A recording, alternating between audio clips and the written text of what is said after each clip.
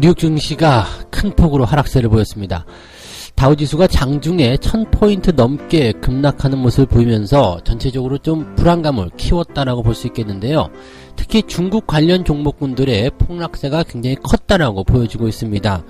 이에 따라서 금리 인하라든지 기타 여러가지 경제 지원 정책에 대한 가능성들이 대두가 되고 있는 상황이고요.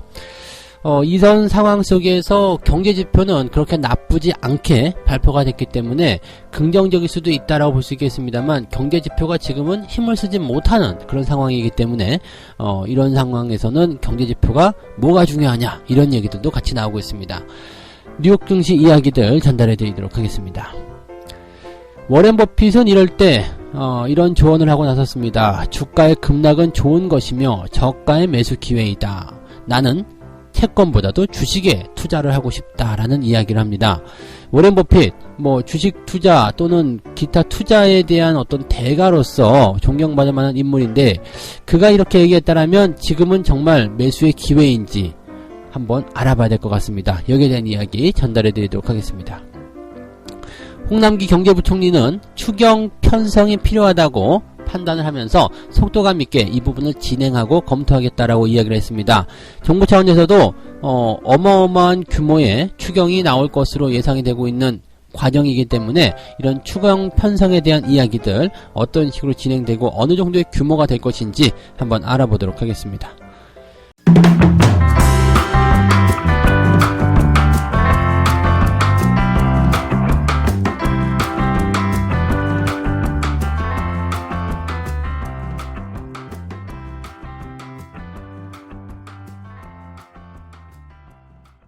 네, 반갑습니다. 오늘은 2월 25일 화요일입니다. 뉴욕 증시도 정말 큰 폭으로 하락세를 보였습니다. 우리나라의 하락뿐만 아니라 전 세계 유럽 그리고 미국 할 것 없이 전체적으로 다 하락세를 보였기 때문에 전 세계적으로 이제 이런 우려감들이 굉장히 크게 나타나 있다라고 보셔야 될 것 같은 느낌이고요. 뉴욕 증시 같은 경우는 장중에 무려 1000포인트가 넘는 하락세를 보이기도 했습니다. 하락 출발을 해서 그냥 하락으로 마감했다라고 보시면 될 것 같은데요. 상당히 큰 폭이고요. 이 정도의 하락폭은 그렇게 쉽게 만나기도 어려운 그런 부분이었다라고 좀 판단이 됩니다. 그래서 지금 현재 이런 상태 뉴욕 증시 모양새라면 일단 그동안 많이 올라왔었던 부분들을 그대로 반납하는 형태의 모습이기 때문에 어떻게 본다면 고점 시점에서 매수에 대한 의견들을 가지고 있었던 사람들은 상당한 고통을 받게 될 것이다 라고 예상해 볼 수가 있을 것 같습니다. 다우지수가 3.5% 넘게 하락이 됐고요. 그 다음에 나스닥도 3.7% 넘게 하락세를 보였습니다. 뿐만 아니죠. 반도체 지수 같은 경우도 많이 빠졌어요. 필라델피아 반도체가 무려 4.7%나 하락세를 보이면서 이 반도체 업황에 대한 부담감도 가지고 있는 모습이고요. 유럽 증시도 대체로 다 같이 하락하는 모습이 나타났습니다. 시장의 하락 포인트는 굳이 말씀을 안 드려도 알겠습니다만은 중국 관련주들이 이제 주를 이루면서 하락세를 좀 보였습니다. 지금 보면은 램 리서치, 웨스턴 디지털, 마이크로칩 이런 기업들이 무려 4% 이상 하락하는 모습으로 진행이 되고 있는 모습이었고요. 그 다음에 주요 반도체 종목들, 방금 전에도 필라델피아 반도체 지수 이야기 잠깐 해드렸지만 반도체와 관련된 그런 종목군들도 크게 하락세를 보이는 모습입니다. 애플 같은 경우도 4% 넘게 하락세를 보였고요. 일루미나 4%대, 나이키 같은 경우도 3%대, 전부 다 이제 중국과 관련된 의존도가 높은 그런 기업들이다라고 보시면 되겠고요. 반도체 관련해서 왜 중국의 의존도가 높습니까? 라고 할 수 있겠습니다만, 일단 중간재의 이야기가 들어갈 수밖에 없겠죠. 우리나라가 이제 반도체에 대한 부분들을 많이 생산을 하고 있고, 또 전 세계적으로 이제 시장 점유율이 높다, 삼성전자 하이닉스가 가장 좋다, 이렇게 될 수는 있겠습니다만, 일단 애플 쪽으로 휴대폰을 납품한다고 생각해 봅시다. 애플에 반도체가 들어가겠죠. 그래서 애플의 휴대폰이 많이 팔리면 반도체가 많이 나가겠구나, 오케이 좋아 라고 생각할 수 있겠는데, 이걸 어디서 만드냐 이겁니다. 이것을 중국에서 만든다는 이야기죠. 중국에서 만드는 게 이게 둔화를 보이게 된다라면 당연히 어떤 판매량의 감소라든지 생산량의 감소 또는 소비의 급감 이런 것들 연결될 수가 있게 되는 거죠. 그러니까 지금 현재 시점에서 어느 한 업종, 어느 한 그런 분야, 이렇게만 딱 특정 지을 것이 아니라 중요한 건 이거죠. 전 세계가 하나의 그런 시스템으로 연결되어 있다는 이야기입니다. 그러니까 뭐 과거에 일본이 우리나라를 수출 규제했을 때, 그럴 때도 어떤 일이 있었느냐면, 반도체를 수출 규제한다. 단순하게 우리나라에 대한 어떤 뭐라 그럴까요? 규제를 통해서 우리나라 반도체 산업을 누르려고 하는 그런 의도가 당연히 있었겠습니다만, 거기에서 나타난 반응들은 어떤 거였냐면, 한국의 반도체 산업이 주춤거릴 수 있어? 그러면 전 세계 반도체 시장이 움직일 수 있어. 이런 식으로 해서 오히려 반도체에 대한 그런 시장 규모가 더 빨라지는, 시장 회복이 더 빨라지는 그런 형태의 모습을 가져왔단 말이에요. 그러니까 지금은 어느 한쪽이 잘한다, 어느 한쪽이 못한다 이렇게 된다면 거기에 대한 영향력이 전 세계적으로 퍼진다는 이야기가 되는 거죠. 그래서 지금 중국과 관련된 의존도가 높았었던, 또 특히나 지금까지 그동안 10년 넘게 한 20년 가까이 중국이 전 세계의 공장 역할을 해왔었기 때문에 현재와 같은 이런 상태에서는 중국 의존도가 높을 수밖에 없었을 테고요. 그렇게 의존도가 높은 기업들은 타격을 받을 수밖에 없을 것이다. 그런 부분들이 지금 시장 자체를 끌어내리고 있는 것이다 라고 보셔야 되는 부분입니다. 자, 이런 과정 속에서 지금 경제지표는 나쁘지 않게 나왔습니다. 지금 댈러스 연방준비은행의 제조업 지표들 발표가 됐는데요.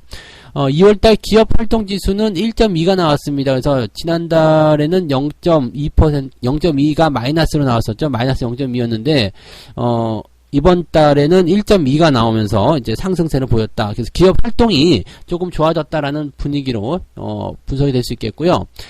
그 다음에 제조업 생산지수도 전월 이제 10.5에서 16.4로 상승세를 보였습니다. 그러니까 경제지표는 그렇게 나쁘지 않았습니다. 뭐 우려할 만한 그런 상황들도 없었고 나쁘지 않았다라고 예상이 됩니다. 근데 뭐 말씀드렸다시피 뭐 이제 주식 상황도 좀 그렇고 일단 전체적으로 분위기가 조금 다운되어 있는 상태죠. 그러다 보니까 이제 미국에서도 금리 인하를 해야 되는 것이 아니냐 뭐 이런 얘기를 하고 있고, 미국 경제가 여전히 강하지만 일단 이런 소비 위축이라든지 경기에 대한 우려감들이 나타나면서 시장에 불안감들을 조성하고 있다. 그래서 여기에 대한 뭔가 적절한 조치는 필요할 것이다 라는 이야기가 나오고 있다고 보시면 되겠습니다. 그래서 뭐 각국의 이제 모아지는 관심들은 이런 거겠죠. 지금 상황이 이러한데 경기 부양 안 할래? 경기 부양하면 어느 정도까지 할래? 이런 정도의 포인트로 모여지고 있다고 생각하시면 될 것 같습니다. 그래서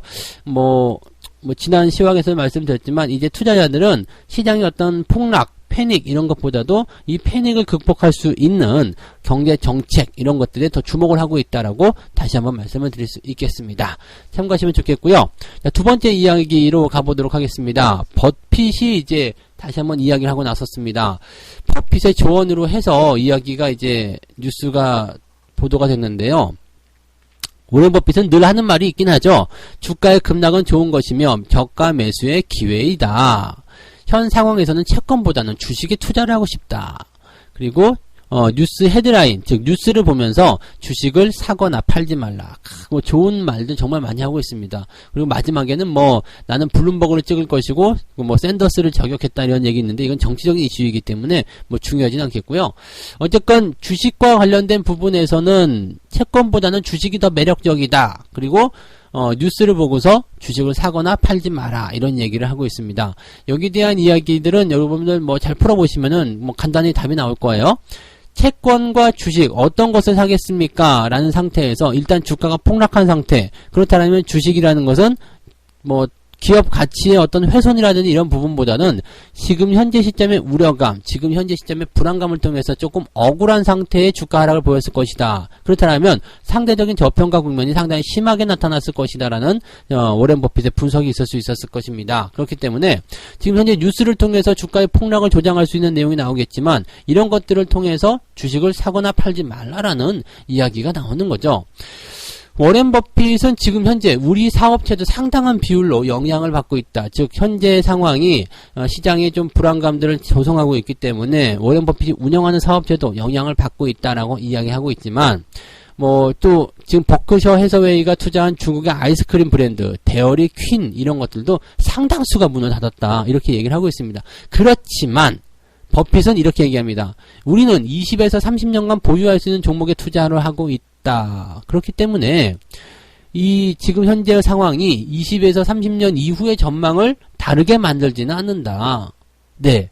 그러니까 현재 자신이 가지고 있는 주식 포트폴리오의 변화를 주지 않겠다라는 의미가 되는 거죠. 여러분들 이거 굉장히 중요하게 생각하셔야 되는 내용 중에 하나입니다. 단기간에 변화하는 부분들을 통해서 내가 단타 투자를 하는 것이라면은 지금 현재 시점에서 굉장한 패닉과 그 다음에 매도 또는 이런 전략들을 잘 세우셔야 되겠습니다만, 나는 장기 투자다라는 생각을 하고 있다라면 지금 같은 상태에서 일단은 내가 지금 이런 단기적 변화에 과연 기업 가치가 흔들렸는가? 그 다음에 이 10년 정도의 어떤 계획을 세우고 주식을 접근했다라고 본다라면 이 10년 정도의 계획에서 지금의 상황이 어느 정도의 영향을 줄 것인가 생각해보면 별거 아니거든요. 그리고 이 상황이 뭐 10년 넘게 계속 지속될 것이다, 이렇게는 보여지지 않습니다. 그렇기 때문에 이런 부분들이 해소가 되고 상승적으로 진행이 된다면 주가는 다시 올라갈 수밖에 없을 것이다 라고 보여지는 내용이 되겠죠. 그러니까 현재 상황이 시장에 당장 영향을 줄 수는 있겠습니다만 기업 가치를 장기적으로 훼손하지 않을 것이다 라는 부분에 우리가 주목을 해야 된다라는 이야기가 되는 거고요. 그렇다면 지금 현재 포트폴리오를 뭐 매도를 하거나 이렇게 갈아치우는 것이 아니라 오히려 지금 같은 기회가 주식을 더 사야 되는 시점이 아니겠느냐, 이런 식으로 얘기가 나오는 거죠. 워렌 버핏다운 말이기도 하겠습니다만은, 네, 단기 투자를 하시는 분들은 조금 불편한 내용일 수도 있겠죠. 근데 일단 주식 투자의 정석이라고 알려져 있는 이런 사람들의 이야기들은 반드시 좀 우리가 들어봐야 될 필요는 있을 것이다. 그리고 나의 투자 성향, 내가 투자를 하는 그 관점이 어떤 식으로 진행이 되고 있었는지, 어떤 식으로 이루어졌는지를 생각해 볼 필요가 있을 것이다 라고 생각합니다. 그래서 절대 뉴스 보고 주식을 쉽게 팔거나 사지는 말라. 네, 그리고 긴 호흡을 보고 큰 그림을 보고 투자를 한다라면 걱정할 필요는 없을 것이고 오히려 주식을 사야 될 시기이다라고 워렌 버핏이 이야기했다고 보시면 되겠습니다.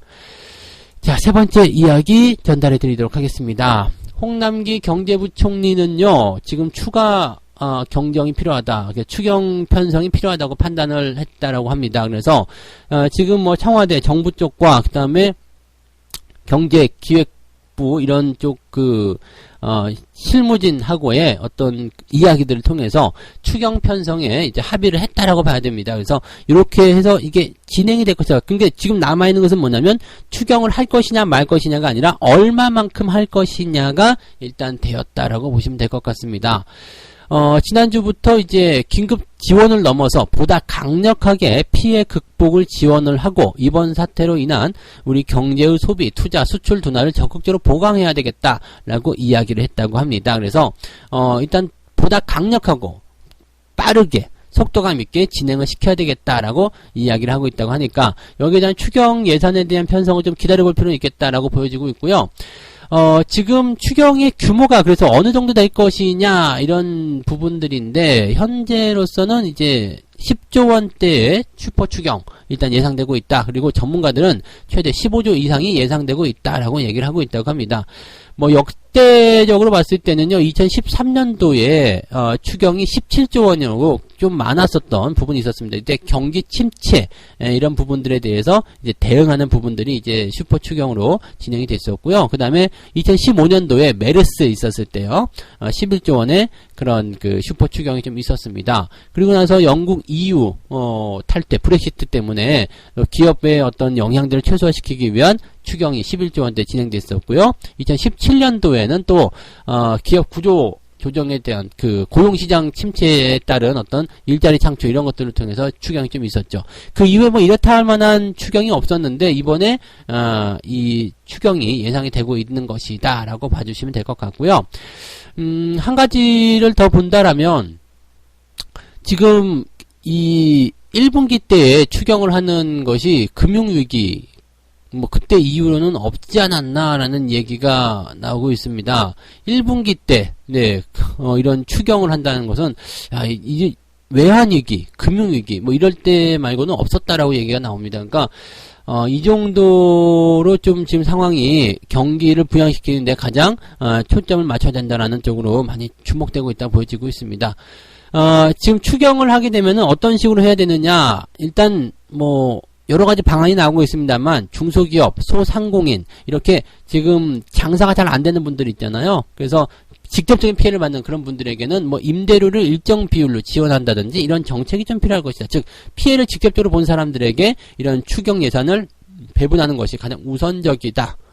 이렇게 얘기를 하고 있습니다. 그리고 자영업자에 대한 타격이 굉장히 크기 때문에 정책금융을 통한 운영자금을 대출해주는 것 이런 것들이 필요하다라고 되어 있습니다만 대출이 과연 자영업자들에게 도움이 될 것인가 저는 잘 모르겠어요. 보통은 이제 유동성 공급을 통해 가지고 뭐 저금리로 대출해 준다라고 되어 있습니다만 실제 저금리가 아니라 뭔가 좀 더 다른 지원이 필요하겠죠. 야, 너 장사 안 되고 어려우니까 내 돈 빌려다 쓸래? 대신 이자는 갚아라. 이것도 저는 조금 그런 것 같아요. 그러니까 뭔가 좀 더 그 소비라든지 활성화시키기 위한 그런 부분이 좀 있어야 될 것 같고요. 그다음에 제도적인 장치에서의 뭐 세금을 좀 깎아준다거나 이런 식의 모양새가 들어가서 실제로 지출을 좀 줄여줘야지.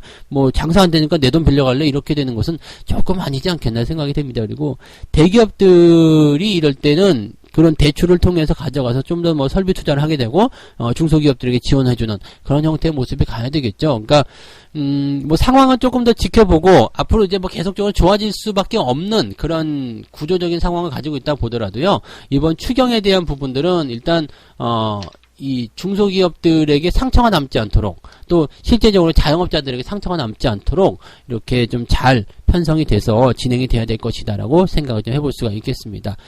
뭐 일단은 그 추경의 어떤 규모는 10조 원에서 15조 원 정도가 될 것이다 라고 얘기를 하고 있기 때문에 그 정도 관점들을 좀 보셔도 좋을 것 같다 판단이 됩니다. 자, 이렇게 해서 오늘 세 가지 이야기 전달해 드렸습니다. 다우지수, 뉴욕지수가 장중에 1000포인트 넘게 급락하는 모습 보이면서 큰 폭의 하락세를 좀 보였다. 중국 관련주들이 특히 불안한 모습을 보였다라고 말씀을 드렸고요. 이런 상황 속에서 워렌 버핏은 주가의 급락은 좋은 것이며 저가 매수의 기회이다. 놓치지 말라. 네, 나도 주식에 투자하고 싶다. 이런 얘기를 했다라고 합니다. 참고하시고요. 홍남기 경제부총리는 경기 추경이 반드시 필요하다. 그래서 추경 편성이 반드시 필요하기 때문에 여기에 대한 부분들을 신속하고 빠르게 검토하고 진행하겠다라고 얘기가 나섰고요. 추경의 규모는 10조 원에서 15조 원 정도가 될 것이다라는 슈퍼 추경의 포인트가 나오는데 아마도 그 정도는 될 것이다. 어쩌면 이것보다 더 많을 수도 있겠지만 그 정도 될 것이다 라고 이야기가 되었습니다. 이 부분들 참고하시면서 대응하시면 되겠습니다. 어쨌든 상황이 안 좋다고 하더라도 이렇게 경기 부양에 대한 이슈가 계속 나타나게 되고 또 그런 정책적인 부분들이 만들어지게 된다면 시장은 어떻게든 바닥을 잡아내거나 아니면 반등을 하는 모습을 보여주게 될 것입니다. 단기적인 변동성에서 여러분들이 갈 곳을 잃어버리면 안 되기 때문에 이럴 때 중심을 잘 잡고 투자의 포인트, 즉 큰 그림만 잘 쳐다보시면 좋을 것 같습니다. 절대 무리하지 마시고 빚내서 투자하지 마시고 아시겠죠? 네. 자, 책 한 꼭지 읽고 마무리하도록 하겠습니다. 불황이나 시세 폭락 등 값이 쌀 때는 단호하게 매수하라. 매수한 후에는 가격이 오를 때까지, 즉 시장의 가격 평가가 높아질 때까지 끈기 있게 기다려라. 네, 투자의 기본은 그것입니다. 값이 쌀 때 매수해서 값이 올라갈 때까지, 자격이 자기의 평가를 받을 때까지 계속해서 보유하는 것. 여러분들이 지금 어떤 투자를 지향해야 되는지 보여주는 내용입니다. 그래서 이 책의 내용들을 잘 판단해서 여러분들도 참고 투자로 하시면 좋겠습니다. 자, 오늘도 뭐 힘든 상황이 될 수도 있겠습니다만 다들 기운들 바짝 내시고요. 네, 성공 투자에 가깝게 다가가시기 바랍니다. 저는 다음 시간에 다시 오겠습니다. 고맙습니다.